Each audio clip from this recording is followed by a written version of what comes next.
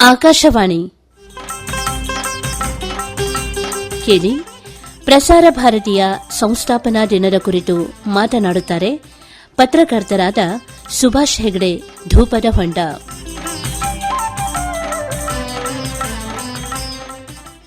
ಕಳೆದ ಸುಮಾರು 60 ವರ್ಷಗಳಲ್ಲಿ ದೇಶದ 80%ಕ್ಕೂ ಅಧಿಕ ಭಾರತೀಯರ ಸುಪ್ರಭಾತ ಆಕಾಶವಾಣಿ. ಈಗ ಇಳಿ ನಡು ವಯಸ್ಸಿನಲ್ಲಿರುವ ಪ್ರತಿಯೊಬ್ಬರಿಗೂ ಅದರ ಪ್ರತಿ ಕಾರ್ಯಕ್ರಮಗಳು, ಧ್ವನಿಗಳು ಚಿರಪರಿಚಿತ. ರೇಡಿಯೋದಲ್ಲಿ ನಿಖರ ಸಮಯಕ್ಕೆ ಪ್ರಸಾರವಾಗುತ್ತಿದ್ದ ಕೃಷಿರಂಗ, ಪ್ರದೇಶ ಸಮಾಚಾರ, ಹವಾಮಾನ ವರದಿ, ಚಿತ್ರಗೀತೆಗಳು, ಹೀಗೆ ದೇಶದ ಮೂಲೆ ಮೂಲೆಯ ಜನರಿಗೆ ಮಾಹಿತಿಯ ಜತೆ ಮನರಂಜನೆ ಒದಗಿಸಿದ್ದು, ಭಾವಭಿತ್ತಿಗಳಲ್ಲಿ ಕಲ್ಪನೆಯ ಅರಮನೆ ಕಟ್ಟಿದ್ದು ಇದೇ ಆಲ್ ಇಂಡಿಯಾ ರೇಡಿಯೋ ಅಥವಾ ಆಕಾಶವಾಣಿ. 1936ರಲ್ಲಿ ಆಲ್ ಇಂಡಿಯಾ ರೇಡಿಯೋ ಪ್ರಾರಂಭವಾಯಿತು. ಸುಮಾರು ಅರ್ಧ ಶತಮಾನಗಳ ಕಾಲ ದೇಶದ ಬಹುತೇಕ ಜನರ ಮಾಹಿತಿಯ ಏಕೈಕ ಮೂಲವಾಗಿದ್ದು ಆಲ್ ಇಂಡಿಯಾ ರೇಡಿಯೋ. ವಾರ್ತೆ, ಹವಾಮಾನ ವರದಿ, ಸರ್ಕಾರದ ಕಾರ್ಯಕ್ರಮಗಳ ಮಾಹಿತಿಯನ್ನು ಒದಗಿಸುತ್ತಾ ಬಂದಿದೆ. ಮಾತ್ರವಲ್ಲ, ಚಿತ್ರಗೀತೆಗಳು ಪ್ರಸಾರ ಮಾಡುವ ಮೂಲಕ ಮನೋರಂಜನೆ ನೀಡುತ್ತಿದೆ. ಭಾಷೆ, ಸಂಸ್ಕೃತಿಯನ್ನು ಬಿಂಬಿಸುವ ಕಾರ್ಯಕ್ರಮಗಳನ್ನು ಪ್ರಸಾರ ಮಾಡುತ್ತಿದೆ. ಸಾಹಿತ್ಯ, ಸಂಗೀತ, ಜಾನಪದ ಕಲಾವಿದರ ಕಲೆಗಳನ್ನು ಪ್ರಚುರಪಡಿಸಲು ಇದು ಪ್ರಮುಖ ವೇದಿಕೆಯಾಗಿದೆ. ಸಮಾಜದ ಮೇಲೆ ರೇಡಿಯೋ ಪ್ರಭಾವ ಗಾಢವಾಗಿದೆ. ಇದು ಮಾಹಿತಿಯ ಪ್ರವೇಶವನ್ನು ಪ್ರಜಾಪ್ರಭುತ್ವಗೊಳಿಸಿತು. ಸಾಮಾಜಿಕ ಅಥವಾ ಆರ್ಥಿಕ ಪರಿಸ್ಥಿತಿಯನ್ನು ಲೆಕ್ಕಿಸದೆ ಯಾರಾದರೂ ಸುದ್ದಿ ಮತ್ತು ಮನೋರಂಜನೆಯನ್ನು ಸ್ವೀಕರಿಸಲು ಸಾಧ್ಯವಾಗುವಂತೆ ಮಾಡಿದ್ದು ಇದೇ ರೇಡಿಯೋ. ಯುದ್ಧದ ಸಮಯದಲ್ಲಿ ರೇಡಿಯೋ ಮಹತ್ವದ ಪಾತ್ರವನ್ನು ವಹಿಸಿತು. ಪ್ರಚಾರದ ನೈತಿಕತೆಯನ್ನು ಹೆಚ್ಚಿಸುವುದು, ಸಾರ್ವಜನಿಕರೊಂದಿಗೆ ನೇರ ಸಂವಹನಕ್ಕಾಗಿ ಪ್ರಮುಖ ಸಾಧನವಾಗಿ ಕಾರ್ಯನಿರ್ವಹಿಸುತ್ತಿರುವುದು ರೇಡಿಯೋದ ಹೆಚ್ಚುಗಾರಿಕೆ. ವಿವಿಧ ಭಾರತಿ ಆಕಾಶವಾಣಿಯ ಅತ್ಯುತ್ತಮ ಸೇವೆಗಳಲ್ಲಿ ಒಂದಾಗಿದೆ. ಇದರ ಹೆಸರು ಸ್ಥೂಲವಾಗಿ ವೈವಿಧ್ಯಮಯ ಭಾರತೀಯ ಎಂದಾಗುತ್ತದೆ. ಇದನ್ನು ಕಮರ್ಷಿಯಲ್ ಬ್ರಾಡ್ಕಾಸ್ಟಿಂಗ್ ಸೇವೆ ಅಥವಾ CBS ಎಂದು ಕರೆಯಲಾಗುತ್ತದೆ. ವಾಣಿಜ್ಯಿಕವಾಗಿ ಇದು ಅತ್ಯಂತ ಸುಲಭವಾಗಿ ಪ್ರವೇಶಿಸಬಹುದಾದ AIR ನೆಟ್ವರ್ಕ್ ಮತ್ತು ಮುಂಬೈ ಮತ್ತು ಇತರ ದೊಡ್ಡ ನಗರಗಳಲ್ಲಿ ಜನಪ್ರಿಯವಾಗಿದೆ. ಇದು ಪ್ರತಿ ನಗರಗಳಲ್ಲಿ ವಿಭಿನ್ನ ಮಧ್ಯಮ ತರಂಗಾಂತರ, ಬ್ಯಾಂಡ್ ಮತ್ತು FM ಆವರ್ತನಗಳಲ್ಲಿ ಕಾರ್ಯನಿರ್ವಹಿಸುತ್ತದೆ. ವಿವಿಧ ಭಾರತಿ ಸೇವೆಯು 1957ರಲ್ಲಿ ಪ್ರಾರಂಭವಾಯಿತು. ವಿವಿಧ ಭಾರತಿಯಲ್ಲಿ ಪ್ರಮುಖವಾಗಿ ಕಾದಂಬರಿ ಮತ್ತು ನಾಟಕಗಳನ್ನು ಆಧರಿಸಿದ ರೇಡಿಯೋ ನಾಟಕ ಪ್ರಸಾರವಾಗುತ್ತದೆ. ಹಾಸ್ಯ ಕಾರ್ಯಕ್ರಮ ಪ್ರಸಾರವಾಗುತ್ತದೆ. ಚಿತ್ರಕಲಾವಿದನ ಜೀವನ ಮತ್ತು ಕೃತಿಗಳ ವಿವರಣೆ ಪ್ರಸಾರವಾಗುತ್ತದೆ. ಅದರ ನಂತರ ಬಂದಿದ್ದು ದೂರದರ್ಶನ. ವಾರ್ತೆ, ಸಿನಿಮಾಗಳು, ಧಾರಾವಾಹಿಗಳು, ಹೀಗೆ ಚಿತ್ರ ಜಗತ್ತಿನ ದರ್ಶನ ಮಾಡಿಸಿದ್ದು ದೂರದರ್ಶನ.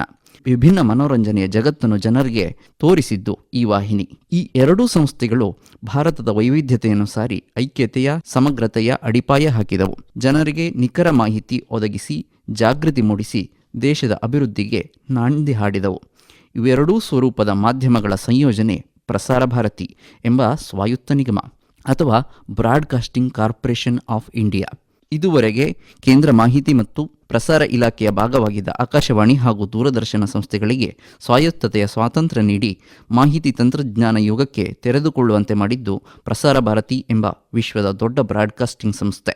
ನವದೆಹಲಿಯಲ್ಲಿ ಪ್ರಧಾನ ಕಚೇರಿಯನ್ನು ಹೊಂದಿದ ಪ್ರಸಾರ ಭಾರತಿಯು ಸಂಸತ್ತಿನಿಂದ ಅಂಗೀಕೃತವಾದ ಕಾಯ್ದೆಯಂತೆ ಸ್ಥಾಪಿಸಲ್ಪಟ್ಟ ಶಾಸನಬದ್ಧ ಸ್ವಾಯತ್ತ ಸಂಸ್ಥೆಗೆ ಈಗ 26ರ ಹರೆಯ. 2022ರಲ್ಲಿ ರಜತ ಮಹೋತ್ಸವ ಪೂರೈಸಿ ಹೊಸ ಹುರುಪಿನೊಂದಿಗೆ ಮುನ್ನಡೆಯುತ್ತಿದೆ. 1990ರ ಸೆಪ್ಟೆಂಬರ್ 12ರಂದು ಬ್ರಾಡ್ಕಾಸ್ಟಿಂಗ್ ಕಾರ್ಪೊರೇಷನ್ ಆಫ್ ಇಂಡಿಯಾ ಕಾಯ್ದೆ ಸಂಸತ್ತಿನಲ್ಲಿ ಸರ್ವಾನುಮತದಿಂದ ಅಂಗೀಕರಿಸಲ್ಪಟ್ಟು ರಾಷ್ಟ್ರಪತಿಗಳಿಂದ ಅಂಕಿತ ಪಡೆಯಿತು. 7 ವರ್ಷಗಳ ನಂತರ ಎಂದರೆ 1997ರ ನವೆಂಬರ್ 23ರಂದು ಈ ಕಾಯ್ದೆಯನ್ನು ಜಾರಿಗೆ ತರಲಾಯಿತು. ನವೆಂಬರ್ 23 ಎಂದರೆ ಇಂದು ಪ್ರಸಾರ ಭಾರತೀಯ ಸಂಸ್ಥಾಪನಾ ದಿನವಾಗಿದೆ. ಅಂದಿನಿಂದ ಪ್ರಸಾರ ಭಾರತಿ ಕಾಯ್ದೆಯಂತೆ ದೂರದರ್ಶನ ಹಾಗೂ ಆಕಾಶವಾಣಿಯ ಎಲ್ಲ ಆಸ್ತಿಗಳು, ಸಾಲಗಳು, ಹೊಣೆಗಾರಿಕೆಗಳು, ಬಾಕಿ ಇರುವ ಹಣದ ಪಾವತಿಗಳು ಹಾಗೂ ಎಲ್ಲ ದಾವೆಗಳು ಮತ್ತು ಕಾನೂನು ಪ್ರಕ್ರಿಯೆಗಳ ಮಾಹಿತಿ ಮತ್ತು ಪ್ರಸಾರ ಇಲಾಖೆಯಿಂದ ಪ್ರಸಾರ ಭಾರತಿಗೆ ವರ್ಗಾಯಿಸಲಾಯಿತು. ಪ್ರಸಾರ ಭಾರತಿಗೆ ಅಧ್ಯಕ್ಷರೇ ಮುಖ್ಯಸ್ಥರು, ಒಬ್ಬ ಕಾರ್ಯಕಾರಿ ಸದಸ್ಯ, ಒಬ್ಬ ಹಣಕಾಸು ಸದಸ್ಯ, 6 ಅರೆಕಾಲಿಕ ಸದಸ್ಯರು, ಆಕಾಶವಾಣಿಯ ಮಹಾನಿರ್ದೇಶಕರು, ದೂರದರ್ಶನದ ನಿರ್ದೇಶಕರು, ಕೇಂದ್ರ ಮಾಹಿತಿ ಮತ್ತು ಪ್ರಸಾರ ಸಚಿವಾಲಯದ ಒಬ್ಬ ಪ್ರತಿನಿಧಿ, ಆ ಸಚಿವಾಲಯದಿಂದ ನಾಮನಿರ್ದೇಶನಗೊಂಡ ಮತ್ತು ಉದ್ಯೋಗಿಗಳ 2 ಪ್ರತಿನಿಧಿಗಳು ಸೇರಿ ಸಮಿತಿಯೊಂದು ನಿಗಮದ ಆಡಳಿತ ನೋಡಿಕೊಳ್ಳುತ್ತದೆ. ದೇಶದ ಏಕತೆ ಮತ್ತು ಸಮಗ್ರತೆಯ ಸಂವಿಧಾನದಲ್ಲಿ ಪ್ರತಿಪಾದಿಸುವ ಮೌಲ್ಯಗಳನ್ನು ಎತ್ತಿ ಹಿಡಿಯುವುದು ಪ್ರಸಾರ ಭಾರತೀಯ ಮೂಲ ಉದ್ದೇಶವಾಗಿದೆ. ಅಲ್ಲದೆ ಸಾರ್ವಜನಿಕ ಹಿತಾಸಕ್ತಿ, ರಾಷ್ಟ್ರೀಯ ಅಥವಾ ಅಂತಾರಾಷ್ಟ್ರೀಯ ವಿಷಯಗಳ ಬಗ್ಗೆ ಮುಕ್ತವಾಗಿ ಸತ್ಯವಾಗಿ ಮತ್ತು ವಸ್ತುನಿಷ್ಠವಾಗಿ ತಿಳಿಸುವ ನಾಗರಿಕ ಹಕ್ಕನ್ನು ಕಾಪಾಡುವುದು ಮತ್ತು ತನ್ನದೇ ಆದ ಯಾವುದೇ ಅಭಿಪ್ರಾಯ ಅಥವಾ ಸಿದ್ಧಾಂತವನ್ನು ಪ್ರತಿಪಾದಿಸದೇ ಇರುವುದು ಪ್ರಸಾರ ಭಾರತಿಯ ಮುಖ್ಯ ಧ್ಯೇಯವಾಗಿದೆ. ವ್ಯತಿರಿಕ್ತ ದೃಷ್ಟಿಕೋನವನ್ನು ಒಳಗೊಂಡಂತೆ ನ್ಯಾಯಯುತ ಮತ್ತು ಸಮತೋಲಿತ ಮಾಹಿತಿಯ ಹರಿವನ್ನು ಪ್ರಸ್ತುತಪಡಿಸುವುದು ಈ ಎರಡೂ ಮಾಧ್ಯಮ ಸಂಸ್ಥೆಗಳ ವಿಶೇಷತೆಯಾಗಿದೆ. ರಾಷ್ಟ್ರೀಯ ಏಕೀಕರಣವನ್ನು ಉತ್ತೇಜಿಸಲು ಶಿಕ್ಷಣ ಮತ್ತು ಸಾಕ್ಷರತೆ, ಕೃಷಿ, ಗ್ರಾಮೀಣಾಭಿವೃದ್ಧಿ, ಪರಿಸರ, ಆರೋಗ್ಯ ಮತ್ತು ಕುಟುಂಬ ಕಲ್ಯಾಣ, ವಿಜ್ಞಾನ ಮತ್ತು ತಂತ್ರಜ್ಞಾನದ ಹರಡುವಿಕೆ ಕ್ಷೇತ್ರಗಳಿಗೆ ವಿಶೇಷ ಗಮನ ನೀಡುತ್ತಿದೆ. ಮಹಿಳೆಯರ ಸಮಸ್ಯೆಗಳ ಬಗ್ಗೆ ಜಾಗೃತಿ ಮೂಡಿಸಲು, ಮಕ್ಕಳು, ವಯೋವೃದ್ಧರು ಮತ್ತು ಸಮಾಜದ ಇತರ ದುರ್ಬಲ ವರ್ಗಗಳ ಹಿತಾಸಕ್ತಿಯನ್ನು ರಕ್ಷಿಸಲು ವಿಶೇಷ ಕಾರ್ಯಕ್ರಮಗಳನ್ನು ಕೈಗೊಳ್ಳುತ್ತಿದೆ. ವೈವಿಧ್ಯಮಯ ಸಂಸ್ಕೃತಿಗಳು, ಕ್ರೀಡೆಗಳು ಮತ್ತು ಯುವ ವ್ಯವಹಾರಗಳಿಗೆ ಸಾಕಷ್ಟು ಮಹತ್ವ ನೀಡುತ್ತಿದೆ. ಸಾಮಾಜಿಕ ನ್ಯಾಯವನ್ನು ಉತ್ತೇಜಿಸಲು, ಕಾರ್ಮಿಕ ವರ್ಗಗಳು, ಅಲ್ಪಸಂಖ್ಯಾತರು ಮತ್ತು ಬುಡಕಟ್ಟು ಸಮುದಾಯಗಳ ಹಕ್ಕನ್ನು ಕಾಪಾಡುವುದು, ಸಂಶೋಧನೆಯನ್ನು ಉತ್ತೇಜಿಸಲು ಪ್ರಸಾರ ತಂತ್ರಜ್ಞಾನದಲ್ಲಿ ಪ್ರಸಾರ ವಿಭಾಗದ ಅಭಿವೃದ್ಧಿಯನ್ನು ವಿಸ್ತರಿಸುವುದು ಪ್ರಸಾರ ಭಾರತಿಯ ಮುಖ್ಯ ಗುರಿಯಾಗಿದೆ. ಒಮ್ಮೆ ಕಳೆದ 25 ವರ್ಷಗಳ ಪ್ರಸಾರ ಭಾರತಿಯ ಹಾದಿಯನ್ನು ತಿರುಗಿ ನೋಡಿದಾಗ ಹಲವು ಸವಾಲುಗಳ ನಡುವೆ ಪ್ರಸಾರ ಭಾರತಿಯು ತನ್ನ ಮೂಲ ಉದ್ದೇಶದಿಂದ ವಿಚಲಿತವಾಗದೆ ಗುರಿಯನ್ನು ಹಲವು ವಿಶೇಷಣಗಳೊಂದಿಗೆ ಸಾಧಿಸಿರುವುದು ವಿದಿತ ಹಾಗೂ ಖಚಿತವಾಗುತ್ತದೆ. ಪ್ರಸಾರವಾಗುವ ಭಾಷೆಗಳ ಸಂಖ್ಯೆ, ಅದು ಸೇವೆ ಸಲ್ಲಿಸುವ ಸಾಮಾಜಿಕ ಆರ್ಥಿಕ ವೈವಿಧ್ಯತೆ ಮತ್ತು ಅದು ಪ್ರಸಾರ ಸಂಸ್ಥೆಯ ಗಾತ್ರದ ದೃಷ್ಟಿಯಿಂದ ಆಕಾಶವಾಣಿ ವಿಶ್ವದ ಅತಿದೊಡ್ಡ ರೇಡಿಯೋ ನೆಟ್ವರ್ಕ್ಗಳಲ್ಲಿ ಒಂದಾಗಿದೆ. ಆಕಾಶವಾಣಿ ದೇಶದಾದ್ಯಂತ 425 ಕೇಂದ್ರಗಳನ್ನು ಹೊಂದಿ ದೇಶದ 92% ಮತ್ತು ಒಟ್ಟು ಜನಸಂಖ್ಯೆಯ 99.19% ತಲುಪುತ್ತಿದೆ. 23 ಭಾಷೆಗಳಲ್ಲಿ ಮತ್ತು 179 ಉಪಭಾಷೆಗಳಲ್ಲಿ ಕಾರ್ಯಕ್ರಮ ನೀಡುವ ಏಕೈಕ ಸಂಸ್ಥೆ ಎಂಬ ಹೆಗ್ಗಳಿಕೆಗೆ ಪಾತ್ರವಾಗಿದೆ. ಇಗ್ನೋ ಶೈಕ್ಷಣಿಕ ಕಾರ್ಯಕ್ರಮಗಳ ಮೂಲಕ ಶಿಕ್ಷಣ ಕ್ಷೇತ್ರಕ್ಕೆ ಮಹತ್ವದ ಕೊಡುಗೆ ನೀಡುತ್ತಿದೆ. FM ಕ್ಷೇತ್ರದಲ್ಲೂ ತನ್ನದೇ ಛಾಪು ಮೂಡಿಸಿದೆ. ಯುವ ಪೀಳಿಗೆಯನ್ನು ಸೆಳೆಯುವ ಸಲುವಾಗಿ ನ್ಯೂಸ್ ಆನ್ ಏರ್ ಎಂಬ ಮೊಬೈಲ್ ಆ್ಯಪ್ ಮೂಲಕ ಕಾರ್ಯಕ್ರಮ ಬಿತ್ತರಿಸುತ್ತಿದೆ. ಹೊಸ ಸ್ವರೂಪದ ಕಾರ್ಯಕ್ರಮಗಳು, ನಿರೂಪಣೆಗಳ ಮೂಲಕ ಪಾಡ್ಕಾಸ್ಟ್ ಯುಗದಲ್ಲಿ ತನ್ನ ಅಸ್ತಿತ್ವವನ್ನು ಆಕಾಶವಾಣಿ ಉಳಿಸಿಕೊಂಡಿದೆ.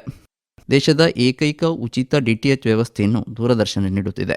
ಸುದ್ದಿಯ ಜೊತೆಗೆ ಮನೋರಂಜನೆಗೂ ಸಾಕಷ್ಟು ಮಹತ್ವ ನೀಡಿದೆ. ರಾಮಾಯಣದಂತಹ ಕಾರ್ಯಕ್ರಮಗಳ ಮೂಲಕ ಮನೆ ಮಾತಾಗಿದೆ.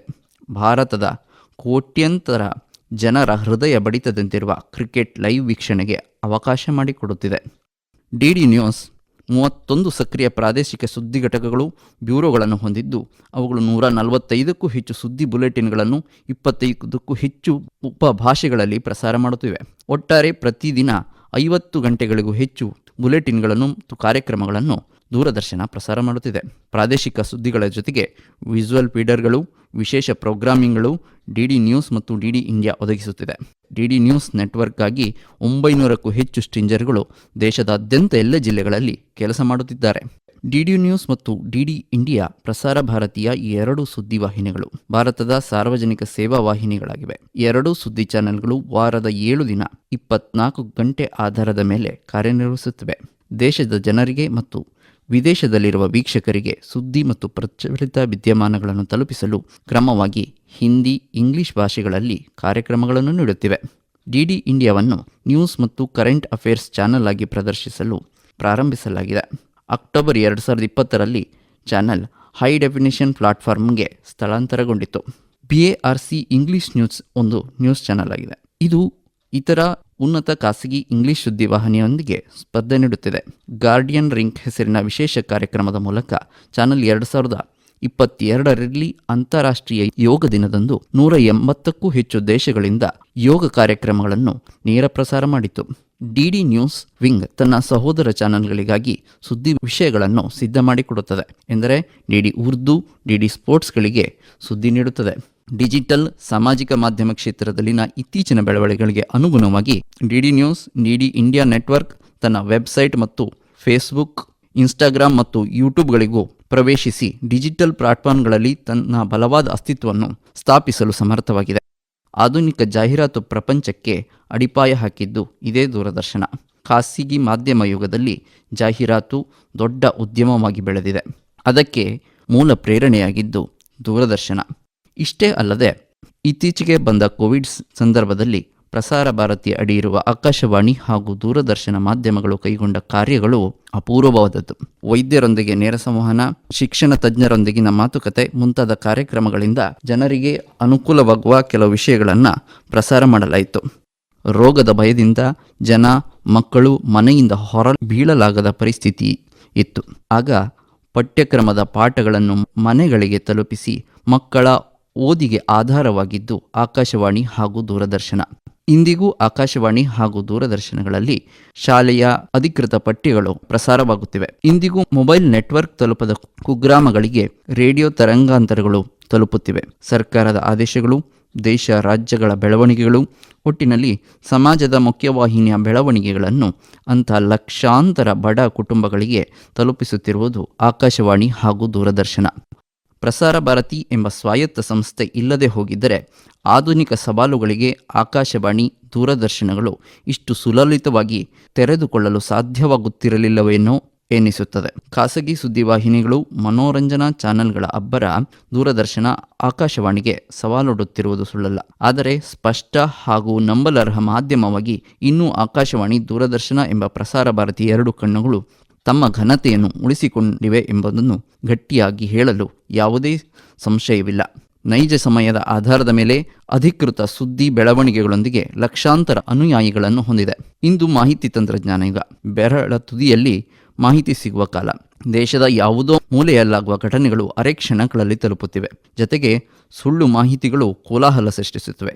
ಇಂಥ ಸಂದರ್ಭದಲ್ಲಿ ನ್ಯಾಯ, ನಿಷ್ಪಕ್ಷಪಾತ, ನಿಖರ, ಸಮತೋಲಿತ ಮಾಹಿತಿಗಳ ಅವಶ್ಯಕತೆ ಕಾಣುತ್ತಿದೆ. ಅದನ್ನು ಪ್ರಸಾರ ಭಾರತಿ ಮುಂದಿನ ದಿನಗಳಲ್ಲಿ ಇನ್ನಷ್ಟು ಪ್ರಭಾವಿಯಾಗಿ ನಿರ್ವಹಿಸಲಿದೆ ಎಂಬ ವಿಶ್ವಾಸದೊಂದಿಗೆ ಪ್ರಸಾರ ಭಾರತಿಯ ಈ ಸಂಸ್ಥಾಪನಾ ದಿನಕ್ಕೆ ಶುಭ ಹಾರೈಸುತ್ತೇನೆ. ಪ್ರಸಾರ ಭಾರತಿಯ ಸಂಸ್ಥಾಪನಾ ದಿನದ ಕುರಿತು ಮಾತನಾಡಿದವರು ಪತ್ರಕರ್ತರಾದ ಸುಭಾಷ್ ಹೆಗ್ಡೆ, ಧೂಪದ ಹೊಂಡ.